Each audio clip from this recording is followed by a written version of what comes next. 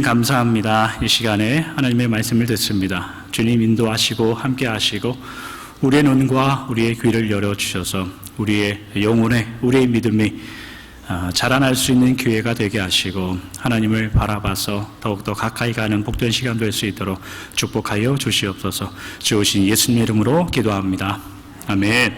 오늘 말씀은 사무엘하 2장 1절의 말씀 한 절만 보도록 하겠습니다. 사무엘하 2장 1절, 제가 가진 성경은 구약성경 464면에 있습니다. 구약성경 464페이지에 사무엘하 2장 1절 한 절만 보도록 하겠습니다. 한 절이니까 우리 한 목소리로 함께 큰 소리를 읽어보도록 하죠. 사무엘하 2장 1절입니다. 시작. 그 후에 다윗이 여호와께 여쭈어 아뢰되 내가 유다 한 성읍으로 올라가리이까 여호와께서 이르시되 올라가라. 다윗이 아뢰되 어디로 가리이까 이르시되 헤브론으로 갈지니라. 아멘. 신앙생활 하다가 실력이 있다, 훌륭한 믿음을 가지고 있다라는 그 표현들은 모두 다 어떤 내용들과 이야기들을 가지고 있다는 뜻입니다. 그러니까 다른 말로 하면, 쉬운 말로 하면 훌륭한 믿음이라는 것은 그의 믿음의 인생 가운데 어떠한 염려나 고난이나 아픔이 오지 않는 것, 그런 것을 말하지 않습니다. 그러니까 훌륭한 믿음이라는 것은 그러한 정황들과 믿음과 아픔과 견뎌야 되는 일들을 지나갈 때 그것을 어떻게 지나가는가, 거기에 훌륭한 믿음이 담겨져 있는 겁니다. 거기에 하나님의 은혜를 가지고 기대어 그걸 과정을 지나가는가의 문제죠. 훌륭한 교회도 사실은 마찬가지입니다. 훌륭한 교회가 뭔가를 생각할 때에 아무런 문제와 염려가 없는 교회, 늘 1년 365일 아무런 사고 없이 잘 돌아가는 교회가 훌륭한 교회인가? 라고 생각하면 꼭 그렇지만은 않습니다. 그러니까 훌륭한 교회라는 것은 교회 안에 염려와 여러 가지 아픔들과 갈등과 문제들이 있었을 때에 성도들이 어떻게 하나가 되어서 그 문제들을 지고 가는가, 그게 훌륭한 교회입니다. 문제가 없을 수 없는 교회는 없죠. 그러나 그 문제를 어떻게 성도들이 함께 가지고 가는가, 네가 져라, 나는 모르겠다, 그런 게 아니라 함께 지고 가는가, 거기에 훌륭함이 있는 거죠. 교회 참 쉽게 다니는 방법이 있습니다. 교회 참 재미있게 다니는 방법이 있어요. 그 방법은 뭐냐면 교회에서 아무와도 관계하지 않고 나 혼자 다니는 겁니다. 그러면 교회 참 재미있고 쉽게 다닐 수 있습니다. 옆에 사람이 어떤 기도 제목이 있는지 신경 쓰지 않고, 옆에 있는 교우가 어떠한 마음인지 신경 쓰지 않고 그냥 나 혼자 신앙생활 잘 할 수 있다는 생각으로 교회 다니면 교회 재밌게 다닐 수 있습니다. 교회 다니면서 종종 이런 말 들어봤죠. 옆에 이제 주변에 있는 분들, 나 스스로도 그렇고, 야, 이거 참 정말 못해 먹을 짓이다, 그런 생각 들어본 적 없으십니까? 이거 진짜 힘들어서 도저히 나 그만해야지, 그런 생각 든 적 없습니까? 만약에 그런 생각 든 경험이 있거나 들은 적이 있다면 그런 말은 누구만 할 수 있는 특권일까요? 열심히 일하시는 분들만 할 수 있는 특권이에요.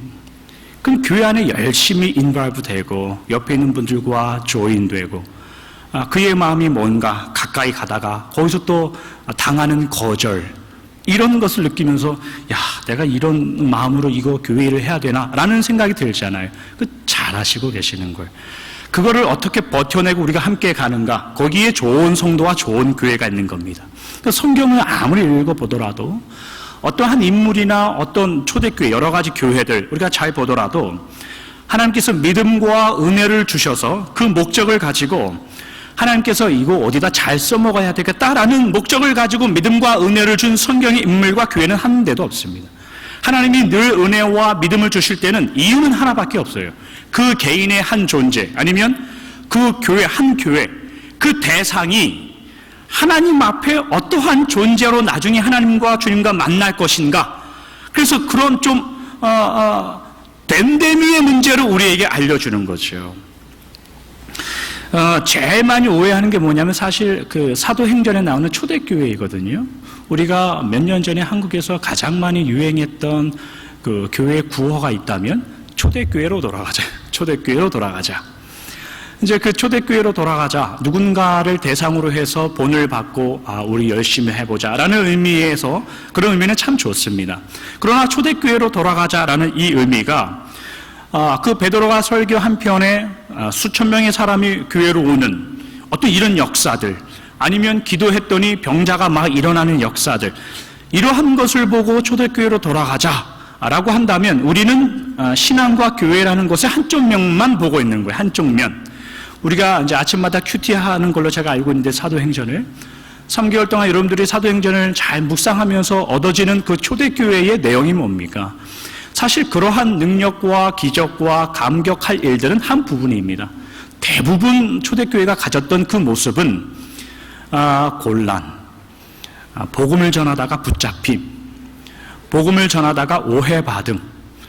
우리가 데살로니가 교회를 한 달 전에 지난주까지 살펴봤는데 어쩔 수 없이 낯선 곳으로 도망가야 되는 정황들, 그게 사실은 초대교회의 모습이에요. 그러니까 초대교회가 가지고 있는 가치라는 것은 설교 한 번 했더니 수천 명이 몰려왔더라, 기도했더니 병자가 일어났더라, 그 가치가 아니에요. 초대교회의 가치는 뭐냐면 예수님이 그렇게 부활하시고 승천하셔서 떠나버려서 예수님이 없어요. 예수님이 없는 그들이 이제 보이지 않게 함께 하신, 내가 너희들 가운데 함께 하겠다라고 말씀하신 그 보이지 않는 주님의 동행하심, 보이지 않는 주님의 동행하심 속에 말씀을 가지고 현실을 살아가는 성도들의 실제의 삶이 그럴듯하지 않더라, 그거예요. 실제로는 생각보다 고난이 더 많더라, 이거예요. 그러나 교회와 성도들의 삶은 실패와 고난으로 끝나지 않고 승리로 이끌어진다. 그러니 세상에 지지 말아라. 그게 사도행전과 초대교회의 이야기입니다. 그러니까 오늘날의 교회나 오늘날의 성도님들도 사실 마찬가지죠. 우리가 언제 믿음과 은혜와 말씀을 가지고 누군가에게 그럴듯하게 한번 소리쳐 본 적 있습니까, 여러분? 나를 봐라.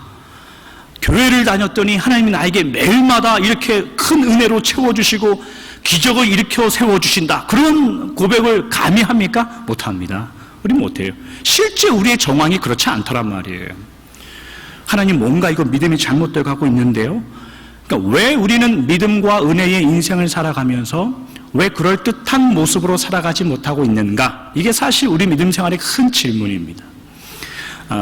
근데 사실 대답은 참 간단해요. 누군가 저에게 물어보면 저는 아주 간단하게 대답을 합니다. 그 대답이 뭐냐면, 하나님이 그럴듯한 우리의 이 땅에서의 삶을 믿음과 신앙의 최종의 목표로 두지 않았기 때문에 그래요.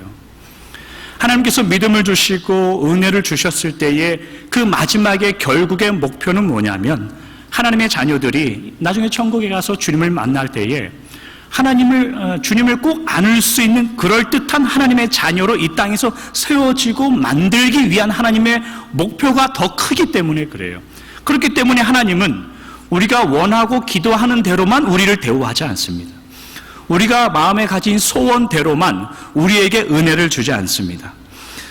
우리는 그것을 어려운 말로 하면 성화라고 이야기하고, 쉬운 말로 하면 변화, 주님을 닮아가는 것, 그리스도의 장성한 분량까지 자라나는 것, 이러한 것을 이야기하지요. 이러한 표현을 쓰죠.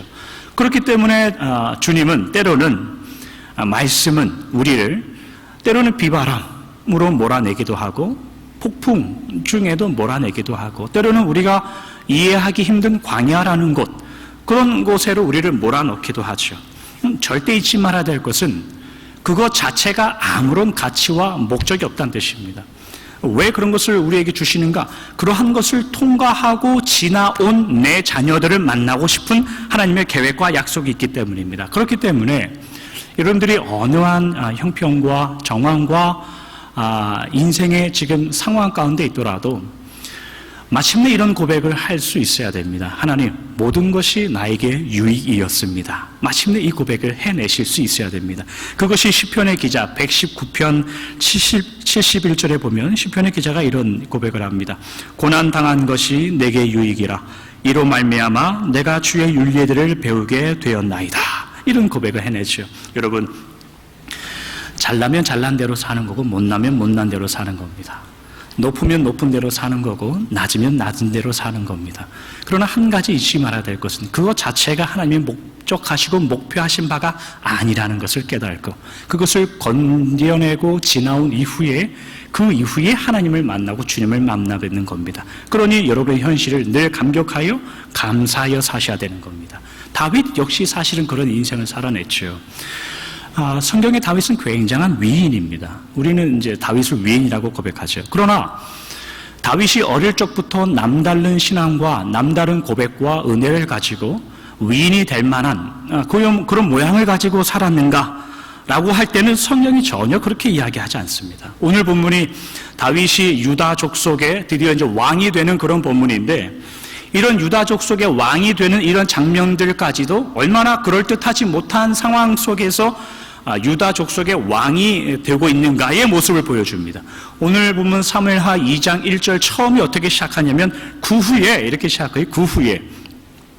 구후에라는 사건은 사울 왕의 아들들, 자녀들이 죽은 그 사건을 말하고 그 이후에라고 고백하고 있는 거예요. 사울 왕이 그 가문이 사무엘상 31장과 이전의 사무엘하 1장을 보면 사울 왕과 사울 왕의 자녀들이 다 죽습니다. 지금 이 죽은 소식을 다윗이 어디에서 듣고 있냐면 시글락이라는 동네에서 듣고 있어요. 시글락.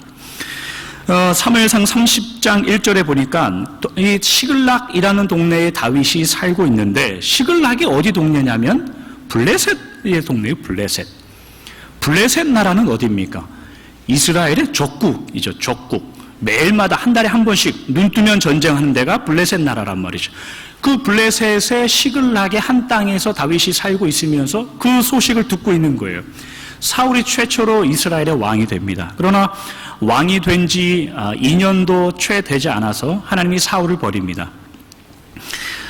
사울이 아직 왕 위에 있을 때에 사무엘 선지자가 이제 15살 정도밖에 되지 않은 다윗을 찾아가서 기름을 붓습니다. 그 왕이 살아있는데 누군가에게 기름을 부었다.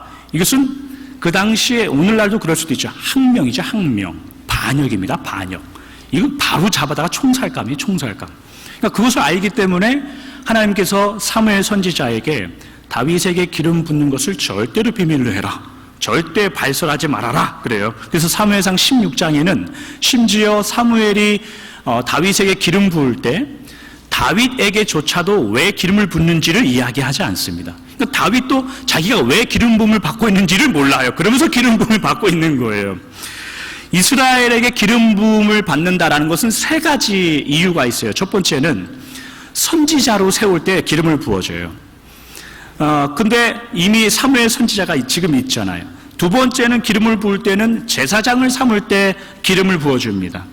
제사장이라는 것은 그런데 아론의 후손들이나 레위 지파들이 제사장으로서 기름을 부어주는 그런 대상이 되는 거죠. 세 번째 기름을 붓는 그 대상은 왕이 되는 거예요. 왕. 근데 다윗이 자기가 이 기름을 딱 부어지자 내가 기름을 부어줬으니 선지자나 제사장이 되었다라고 생각할 수는 없어요. 왜냐하면 나는 아론 후손도 아니고 레위 지파도 아니니까, 유다 자손이니까 나는 레위 지파도 아니니까 내가 당연히 제사장이 될 일은 없고 그럼 선지자가 된다는 의미인가라고 생각할 때는 이미 사무엘 선지자가 열심히 하나님의 일을 하고 있는 내가 선지자가 될 일도 없고 그러면 왕밖에 남지 않았는데 아니 지금 사울 왕이 버젓이 살아있는데 내가 왜 왕으로서 기름을 부어 이게 무슨 뜻인가라고 아마 다윗도 의아해했을 거예요. 어릴 적부터 다윗은 내가 기름 부음을 받은 목적과 이유가 뭘까를 생각하고 아마 살았을 거예요. 그 15살 전후 되는 그 나이부터. 그러다가 우리가 잘 아는 다윗과 골리앗 사건을 만나죠. 그 골리앗 사건 이후에 다윗은 사울의 군대 장관, 군대의 총대표를 맡습니다. 사울의 군대 장관으로 일하다가 사울의 딸과 결혼하는 사위가 또 되는 거죠. 아마도 그 군대 장관이 되고 사위가 되어서 왕가의 가문의 한 사람으로서 궁정에서 살게 되는 그 시점부터 아마도 다윗은 하나님이 나에게 기름을 부었다는 의미가 어쩌면 왕이 되는 그 이유일 수도 있겠다라는 아마 그 시점부터 그런 마음을 가졌을 거예요. 그러나 우리가 성경을 통해서 배우듯이 다윗의 인생은 그렇게 쉽게 흘러가지 않았죠. 이스라엘 전체의 그 분위기가 사울은 천천히요, 다윗은 만만이다. 이렇게 이제 이스라엘의 정세가 그렇게 흘러가게 돼 있어요. 흘러가게 가더라 이거죠.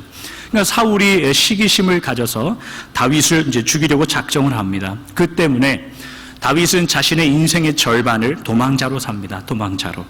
어디로 도망하든지 그 사울이 보낸 첩자라든지 아니면 그 동네에 있는 사람들이 사울 왕에게 다윗이 여기 있습니다. 계속해서 보고를 합니다. 가는 데마다 광야로 가도 그렇고 어느 동네로 숨어도 그렇고 늘 사울이 쫓아오고 죽이려고 하니까 다윗이 최종적으로 결정한 데가 어디냐면 블레셋이란 나라예요. 다윗이 그렇게 쫓겨다닐 때마다 하나님을 향해서 하나님, 내가 주님과 동행하니 그 어디나 하늘나라 그러고 살았을까요? 절대 그렇지 않았을 거예요. 다윗이 사무엘상 27장 1절에 보면 블레셋이라는 나라로 도망가는 이유는 딱 하나밖에 없었어요. 사무엘상 27장 1절입니다. 다윗이 그 마음에 생각하기를 내가 후일에는 사울의 손에 붙잡히리니 블레셋 사람들의 땅으로 피하여 들어가는 것이 좋으리로다. 사울이 이스라엘 온 영토 내에서 다시 나를 찾다가 단념하리니 내가 그의 손에서 벗어나리라 하고, 이렇게 기록한단 말이죠. 다윗이 사울을 피해서 블레셋으로 도망가는 이 사실이 믿음의 결정이었는가 라고 생각할 때 우리는 그렇지 않다고 봅니다. 믿음을 가지고 하나님, 제가 블레셋에 도망가겠습니다 라고 말하는 게 아니에요. 다윗이 블레셋으로 도망가는 이유는 딱 하나예요. 현실 도피. 현실 도피예요. 이스라엘의 적국의 블레셋으로 돌아가면 이 사울 왕이 나를 쫓아올 일이 없거든요. 설마 이곳에 와서 나를 찾아오면 블레셋이 그냥 죽여버리니까 들어올 수가 없는 거예요. 그러면 그 블레셋 땅으로 들어간 다윗은 어떻게 하고 살았을까요? 미친 채 하고 살았습니다. 들어가니까 야, 저거 다윗인데 왜 우리 땅에 왔어? 이 말을 다윗이 듣자마자 그때부터 침을 흘립니다. 일부러 벽을 손톱으로 찍찍 긁으면서 합니다. 미친 척하며 사는 겁니다. 다윗이 이런 현실, 만만히요 천천히요 이런 사울과의 비교해서 기뻐하며 승승장구했던 그 다윗이 글쎄 그렇게 블레셋의 손에 들어가서 사는 거죠. 그러니까 그 4절 이후부터 보면 사울이 블레셋으로 들어간 다윗의 이 소식을 듣습니다. 그리고 더 이상 쫓지 않아요. 성경에 기록되어 있지 않지만 분명히 우리가 생각할 수 있는 한 가지가 있어요. 뭐냐면 사울이 늘 다윗과의 경쟁 속에 살았었죠. 그러니까 분명히 사울은 이스라엘로 돌아가서 이런 소문을, 이런 공고를 했을 거예요. 자, 봐라. 너희들이 만만이라고 칭송하고 기대했던 다윗의 꼴이 어떤가 봐라. 우리의 적국인 블레셋 나라에 가서 저러고 산다. 그렇게 이야기할 수밖에. 그래야 자기 위신이 올라가니까. 다윗이 그런 대우를 받았다고요. 그리고 그런 환경에 살았다고요. 아니, 스스로 그렇게 나락으로 떨어져 버린 거예요. 그러면 이스라엘의 원수의 나라에 들어갔던 블레셋 땅에서 살았던 다윗은 어떻게 살았는가 궁금할 수 있죠. 다윗은 어떻게 살았냐면 몇 년 후가 흘러서 블레셋이 자기들의 총병력을 다 동원해서 이스라엘과 총력전, 전쟁을 준비합니다. 그러니까 블레셋은 5개의 부족 국가가 이루어진 한 나라의 부족 국가에 5개의 부족이 합쳐진, 다윗이 살고 있던 그 시글락, 그 동네를 다스렸던 왕이 아기스라는 왕인데, 이 아기스 왕이 다윗을 데리고 가요. 그 이스라엘과 블레셋 5 부족이 이 진을 치고 있는 전쟁터에 다윗을 데려간단 말이에요. 데려가서 같이 싸우자고 데려가요. 그랬더니 이 아기스라는 왕과 나머지 4명의 이 왕들 사이에 어떤 대화가 오고 가냐면 사무엘상 29장 3절의 말씀이에요. 블레셋 사람들의 방백들이 이르되 이 히브리 사람들이 무엇을 하렸느냐 하니 아기스가 블레셋 사람들의 방백들에게 이르되 이는 이스라엘 왕 사울의 신하 다윗이 아니냐. 그가 나와 함께 있은 지 여러 날 여러 해로되 그가 망명하여 온 날부터 오늘까지 내가 그의 허물을 보지 못하였노라. 아기스 왕 봅시다. 아니 도대체 이 다윗이 누군데 여기를 데려왔어? 아니라 이 다윗이 블레셋 내가 있는 땅으로 망명해서 살아온 해가 지금 몇 년 동안인데 지금까지 늘 내 밑에서 살았고 아무런 해를 나에게 끼친 적이 없다. 더군다나 이 다윗은 우리의 그 수십 년 전에 우리의 그 장군 골리앗이 블레셋 장군이잖아요. 골리앗을 죽인 그 위대한 용사 아니냐. 그러니까 데려가자. 그 데려온 거예요. 이스라엘 향해서 같이 싸우자. 그랬더니 나머지 방백들, 나머지 왕들이 기꺼이 반대해서 이 아기스 왕이 다윗을 원래 있는 시글락으로 보냅니다. 그렇게 해서 헤어져 버린단 말이죠. 여러분, 지금 블레셋에 살고 있는 다윗, 이 다윗의 현실이 어떠하고 이 다윗의 인생이 도대체 어떤 걸까요? 하나님, 나를 오래전에 기름 부었으니 내가 이스라엘의 왕이 되기를 기다리며 지금은 그 적국을 무찌르기 위해서 지금 첩자로서 억울하지만 적국에 들어와 있습니다. 어떻게 해서든 버텨서 나중에 이놈들을 다 무찌르겠습니다라는 생각으로 블레셋에 들어가 있는 겁니까? 그거 아니죠. 블레셋에 있는 그 다윗은 쉽게 말하면 죽지 못해 거기 사는 겁니다. 죽지 못해 사는 거예요. 그럼 이스라엘 안에 있어서 다윗은 누굴까요? 지금 어떤 소문이? 그는 배신자고 도망자고 우리가 사울은 천천히요 다윗은 만만이로다라고 칭송하며 했던 내 주둥아리가 야 이거 창피해서 어찌 살겠나라고 할 정도로 말을 싹 취소하고 싶을 정도의 지금 그 분위기가 이스라엘 내부의 분위기였어요. 그게 다윗의 현실이라고요. 이렇게 다윗이 빠진 블레셋과 이스라엘의 이 총력전에서 이스라엘은 무참히 깨집니다. 그 전쟁에서 사울 왕과 사울 왕의 자식들이 모조리 죽는 거예요. 멸절당하는 거예요. 그런데 뿐만 아니라 이 블레셋과의 전투에서 이스라엘 내부에서 또 어떤 일이 일어나고 있었는가도 우리가 주목해 볼 필요가 있어요. 예를 들면 사무엘상 31장 2절과 3절에 보면 블레셋 사람들이 사울의 아들 요나담과 아비나답과 말기수아를 죽이고 사울 왕을 따라가 사울 왕도 죽이더라. 이제 이야기가 이렇게 흘러가는 거예요. 그런데 오늘 보면 사무엘하 2장 1절 이후에 여러분들이 8절부터 10절에 있는 말씀을 보시면 재밌는 말씀이 기록되어 있어요. 뭐라고 기록하냐면 사울의 군사령관 넬의 아들 아브넬이 이미 사울의 아들 이스보셋을 데리고 마하나임으로 건너가 길르앗과 아슬과 이스라엘과 에브라임과 베냐민과 온 이스라엘의 왕으로 삼았더라. 사울의 아들 이스보셋이 이스라엘 왕이 될 때에 나이가 40세이며 이렇게 한단 말이죠. 여러분 생각해 보십시오. 두 나라의 총력전이 있었습니다. 한 나라는 왕과 그의 아들들이 전쟁에서 다 죽을 정도의 아주 치열한 전쟁이었어요. 왕은 최후의 마지노선 아닙니까? 마지노선. 제일 뒤에 있다가 왕이 죽으면 사실 그 전쟁이 끝난 거죠. 그런데 이 총력전 전쟁에서 군사령관 아브넬과 사울의 아들 이스보셋이 살아남아 있단 말이죠. 이거 어찌된 영문인지 군사령관은 살아남아 있어요. 왕은 죽었는데. 아무리 훌륭한 왕이 있더라도 군사령관이 딴 마음 먹으면 이거 전쟁에서 뭔 얘기입니다. 이 전쟁을 할 수가 없어요. 또한 이스보셋이란 이 아들을 한번 보세요. 다른 아들들은 아버지를 끝까지 지키다가 먼저 전사를 하고 사울은 마지막에 죽어요. 근데 이 이스보셋이란 이 아들은 어딘가에서 혼자 살아남아 있단 말이에요. 그러면 이 전쟁에 나갈 수 없는 어린 왕자였던가라고 생각할 수도 있어요. 그러나 오늘 화면에 떠 있는 마지막 절에 보니까 사울의 뒤를 이어 왕이 될 때 이스보셋이 나이가 몇 살이라고요? 40살이에요, 40살. 전쟁에 못 나가는 나이가 아니라고요. 그러면 다른 왕자들과 같이 전쟁에 나가서 장렬히 싸워야 되는 이스보셋이라는 거예요. 군사령관이 살아남았다. 그리고 그와 함께 왕의 어떤 아들이 살아남았다. 이게 뭔 뜻일까요? 이스보셋이라는 그 이름의 뜻은 부끄러운 사람이란 뜻이에요. 부끄러운 사람. 군사령관과 부끄러운 아들이 살아남았다. 이게 무슨 의미일까요? 이스라엘 내부가 붕괴되고 있다는 뜻이에요. 붕괴. 이미 자연스럽게 붕괴되고 있다는 뜻이에요. 왜 그러냐면 사울이 믿음이 좋고 훌륭하고 이스라엘 하나님의 나라를 정치적으로 율법으로 잘 은혜로 이끌었다면 이런 일이 일어나지 않죠. 그러나 사울은 하루가 멀다 하고 악신이 듭니다. 이 친구가 하루가 멀다 하고 악령이 들어요.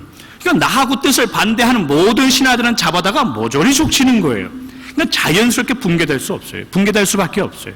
그러니까 분명히 다윗도 블레셋에서 이런 정황들을 듣습니다. 이런 소식을 들을 거예요.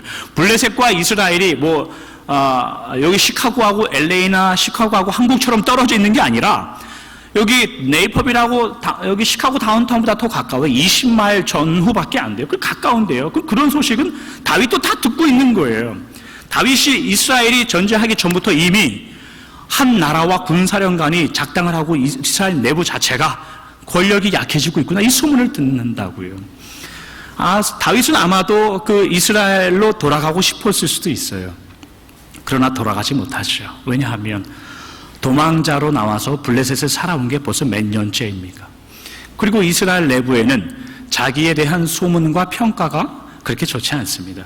그리고 자기가 그 사울의 밑에 군대 장관으로 있을 때, 군 사령관으로 있을 때 데리고 있었던 이 군대의 장교들이 어느덧 이놈들이 군 사령관이 되어가지고 이용해 먹기 딱 좋은 그 왕자 하나를 빌미로 해서 반란을 꿈꾸며 사는 거예요. 이게 이스라엘 정황이었어요.